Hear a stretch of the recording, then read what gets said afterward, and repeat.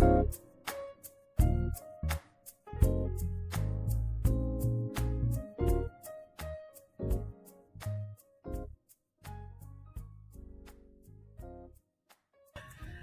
afternoon, and thank you for your patience as we are a general conference, and the schedule is not always flexible. So thank you for your patience in the delay of WOW for today, but we are here.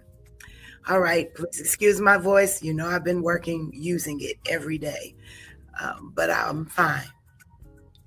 Let's get started.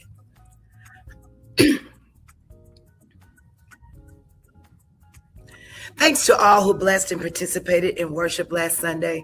Thank you to the mighty men of Carter and to Reverend Brinson for a mighty word. Yes, the Lord is our shepherd, and we are grateful to God. We are grateful for all who invited persons to be with us in worship service.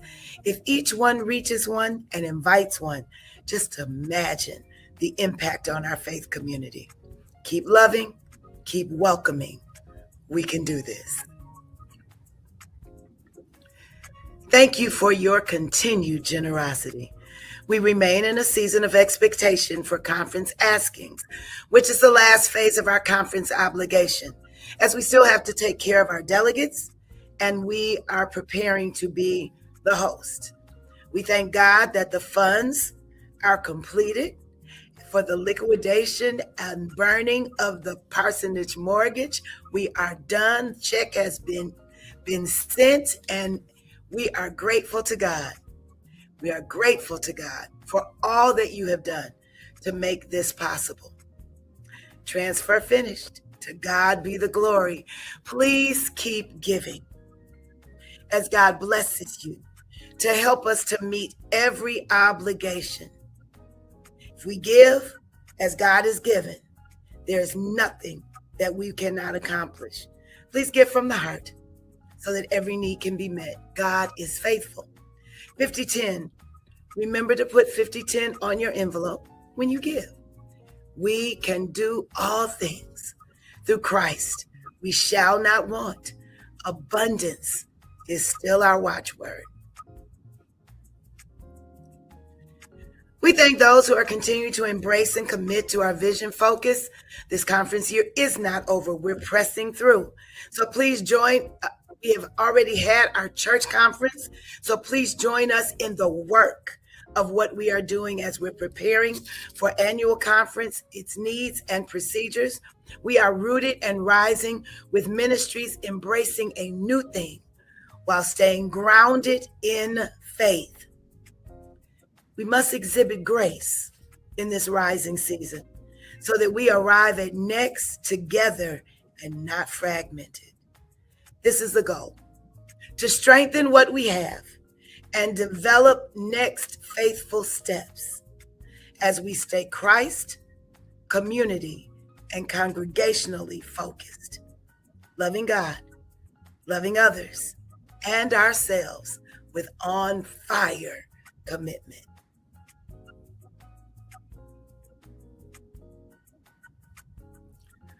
We are excited about the announcement and launch of Carter hosting Annual Conference 2026.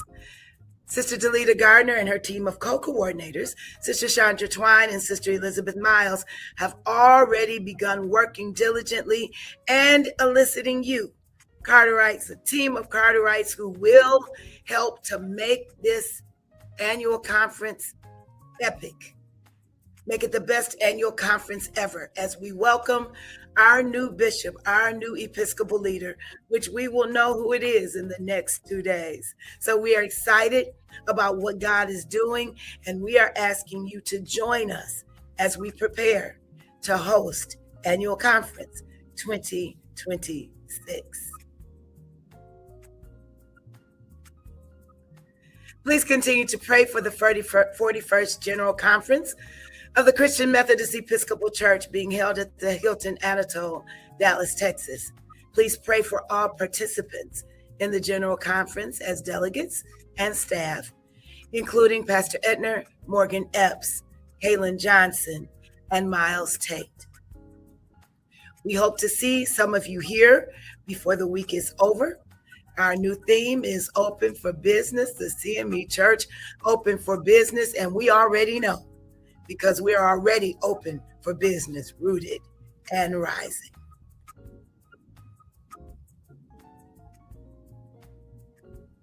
Worship on Sunday starts with church school. Please join us at 9:30. All persons are encouraged to attend. Brother Joseph Webb is the church school superintendent. Then join us at 10:45 for worship service. Please invite all to join us in person and online. Get ready for VBS 2026. Shine Bright for Jesus, June 29th through July 1st. Our kickoff and cook-off with our men's ministry and community fellowship is on Sunday the 28th as a joint service with Lula McLean, who will share with us in VBS. All ages are welcome. You don't want to miss that Sunday. Please make sure that you are with us as we celebrate the beginning of VBS, but also the worship experience with these two churches, sister churches, coming together for worship. Amen. Our summer reading challenge launches this weekend. Stay tuned for further details. Juneteenth marks the beginning of this challenge for all ages. Little ones can be read to, and adults, we need to model what reading looks like. Our ancestors were forbidden to read, and we must remember and keep their dreams alive and keep on learning. We thank God for our Department of Christian Education and Formation and our youth and children's leaders for coming together and launching this summer book challenge, because literacy is still important, and our young people need to be reminded that during the summer they lose so much, but if they can keep reading, they will be able to keep their literacy in the forefront of their lives. So thank you so much for your assistance. Prayer and Bible study will pause tonight. On next week, we will continue Acts Alive, Reclaiming the Heart of the Early Church, a study of the book of Acts from Pentecost to Gentile acceptance. Remember that we are on Google Classroom, and those of you who are on Google Classroom, you can go and make sure that you've kept up to date on the questions and those things which we are discussing on Google Classroom, and I promise I will get to them so that we can you can get some feedback. Bible study is rising. Study guides are available in the church office and in the newsletter on Friday. Would you like the opportunity to pour into the faith formation of our young people? We need you. Yes, you. So please see the pastor or the following persons. For ages 2 to 4, Marie's Little Lamb, see Brittany Williams. For ages 5 to 11, Ashante Douglas. For youth, Brother Tony Williams or Sister Rhonda London, who is the Christian Education and Formation Director.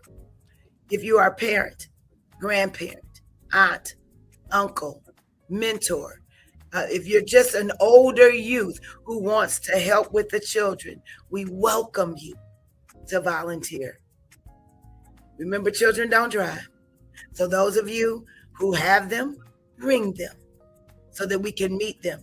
This Sunday is third Sunday, and there are little ones we will baptize this Sunday, but also it is children's church. So we want you to come and be a part of children's church with our young people as they learn on their level so that they can become better formed in their faith. Won't you join us?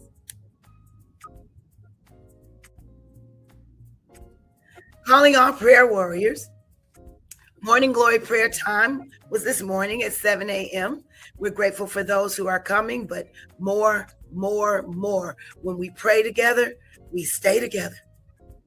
If you're willing to pray for worship between 9:15 and 9:30 on Sunday before church school, please meet Sunday morning in the sanctuary. Please join us. Much prayer, much power. Little prayer, little power. No prayer, absolutely no power.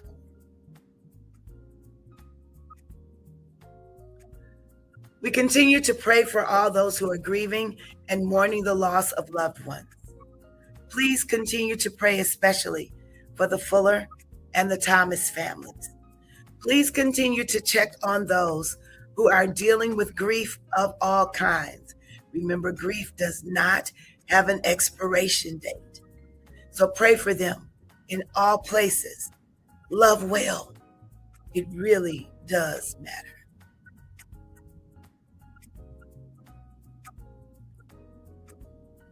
We are praying for the healing of body, mind, and spirit, and for those who are caretakers. Special prayers for Marcus Clark, Sister Yomi's son, Sister Melvie Clark, Sister Marjorie McAllister, Sister Yomi Clark herself, Brother Joseph Webb, Sister Barbara Holston, Sister Vietta Busby, Sister Tawana Roberts, Sister Rhonda London, Sister Breland Moore, Sister Dorothy Chimney, my aunt, Sister Marilyn Jackson, Dr. Nancy Sims. We're praying for Brother Roosevelt and Sister Hazel G especially. Pray for her. We know God is able. She is all right, but we're trusting God for better. Sister Tia Greer, Sister Carla Crenshaw, Sister Marie Webb, Brother Paxton Weaver. We continue to pray for Reverend Elsie Manning, for Anne Frank Smith, for Dinah Berliner, for Patsy Rose, for Sister Linda Green, Sister Linda Cortez, Sister Rubinstein Glenn, Brother Curtis Robertson, Brother Artis Barrett, Brother and Sister Bess, Brother Les John, who celebrated a birthday this week, Frank and Pat Umblines, Lillian Rogers, Alexis and Larry Johnson, Braxton Terrell, Eric Oliver Johnson, Rochelle Berliner. We're praying for those who are convalescing, who are among us, but getting better. Paul and Joyce Johnson, Sister Kathy Harris, Brother Eugene Clark, our elders, and some names will repeat, Brother Joseph Webb, Sister Melvie Clark, Sister Arthur Curry, Sister Dorothy Newton, Sister Rita Jackson, Sister Emma Johnson, Sister Patsy Hobbs, Sister Myrtle Peoples. We are praying for Bishop and Mrs. Carter and the nation. There is a balm in Gilead.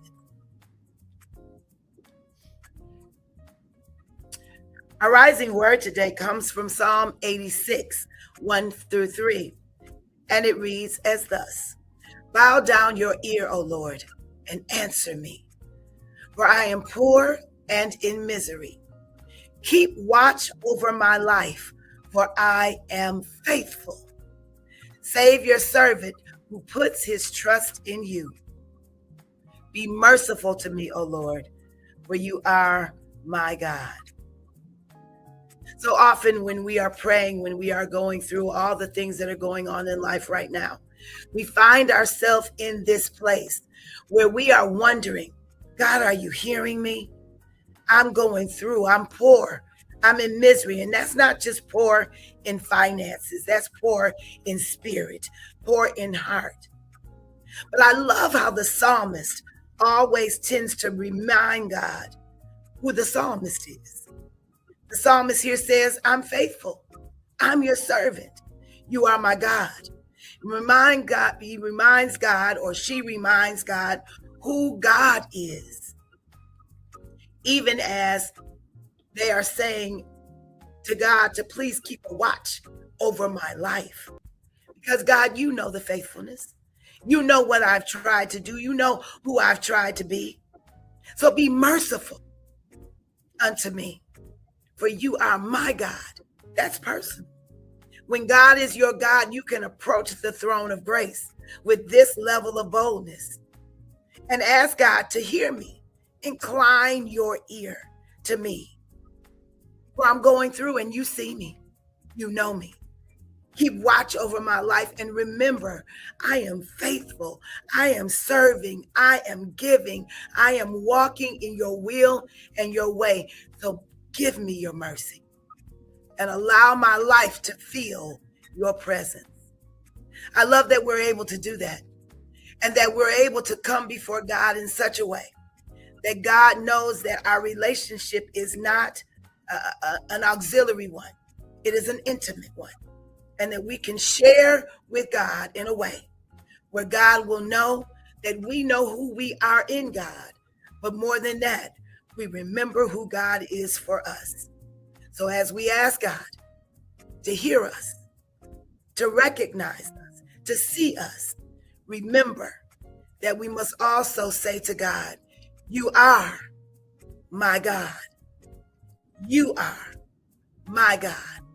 And I trust you to hear and answer. I sought the Lord, and he heard, and he answered. May God bless and keep you, is my prayer. Hope to see you soon.